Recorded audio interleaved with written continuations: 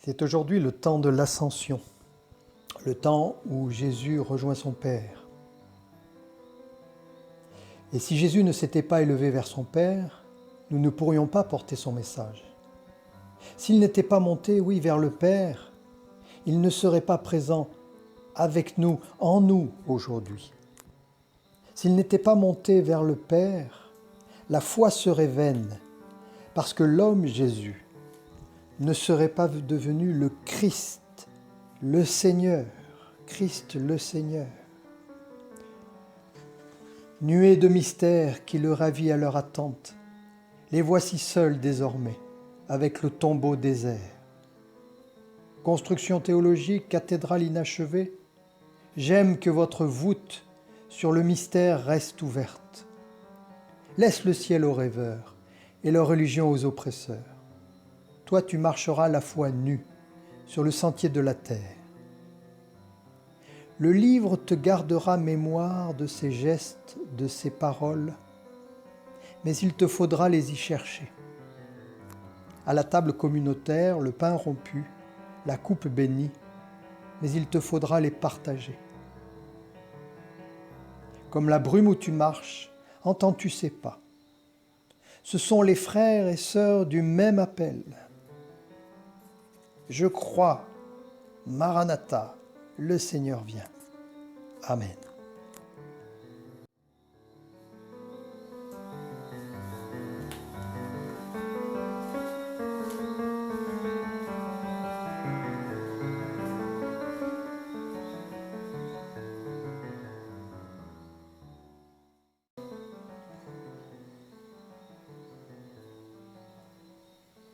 Avec sa montée au ciel, le Christ laisse aux hommes le temps de l'histoire, le temps de l'écoute de son message. Seigneur, l'Église n'a rien à défendre en ce monde, si elle vit de la force que tu lui donnes. Qu'elle proclame le Christ, qu'elle vive et qu'elle témoigne. Inconnue et pourtant bien connue, moribonde et pourtant elle vit, châtiée sans être exécutée, attristée mais toujours joyeuse, pauvre mais faisant bien des riches, n'ayant rien, elle qui pourtant possède tout. C'est là ton Église d'après l'ascension, Seigneur. Mais qu'en est-il de l'Église riche et repue, celle qui n'a rien à voir avec un modeste vase d'argile? Qu'en est-il de l'Église établie dans un pays chrétien, de celle qui vit là où on ne connaît guère la souffrance, la persécution, la pauvreté? Comment va-t-elle vivre et témoigner? Seigneur, provoque dans ton Église le changement et le renouveau. Renouveau des institutions, renouveau de la réflexion, de la théologie, renouveau du culte, renouveau de tout le peuple de ton Église, renouveau de sa mission. Voilà les fruits de l'ascension.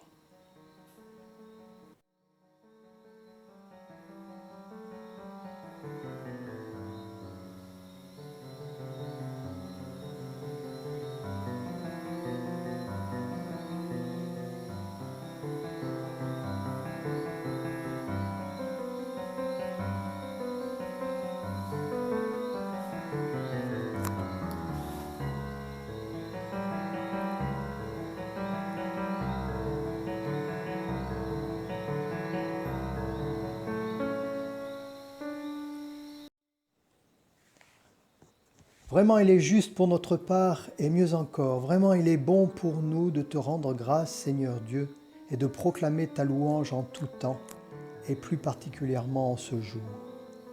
Car les cieux, un jour, se sont déchirés, et en la personne de ton Fils, lui, l'enfant de la crèche, tu es descendu jusqu'à nous.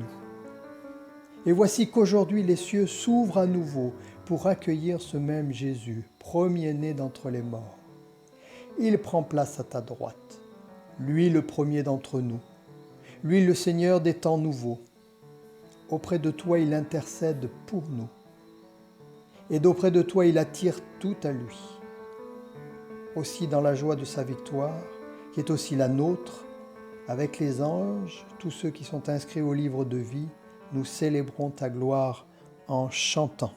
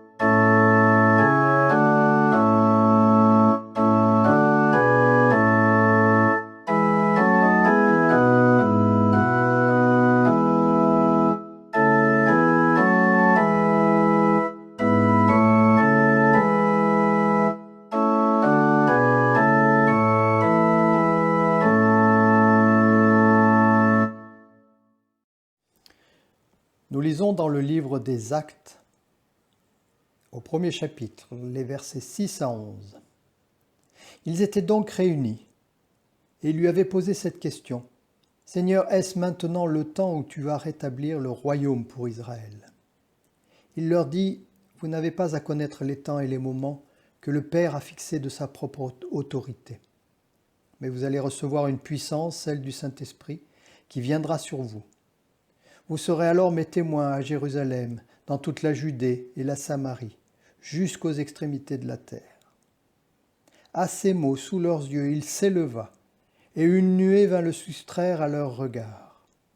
Comme ils fixaient encore le ciel où Jésus s'en allait, voici que 2 hommes en vêtements blancs se trouvèrent à leur côté et leur dirent « Jean de Galilée, pourquoi restez-vous là à regarder vers le ciel ?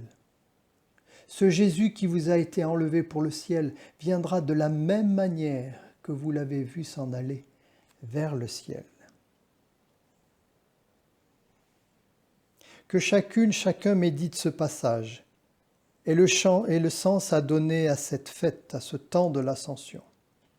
Voici 2 remarques personnelles sur ces paroles.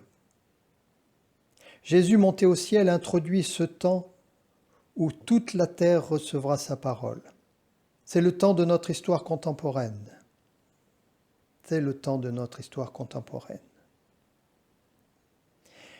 Et puis, Jésus reviendra comme il est parti. Avec l'ascension, la terre est le lieu de son départ et de sa venue. Désormais, sa montée au ciel fait que la terre et le ciel sont réunis. Grâce lui soit rendue.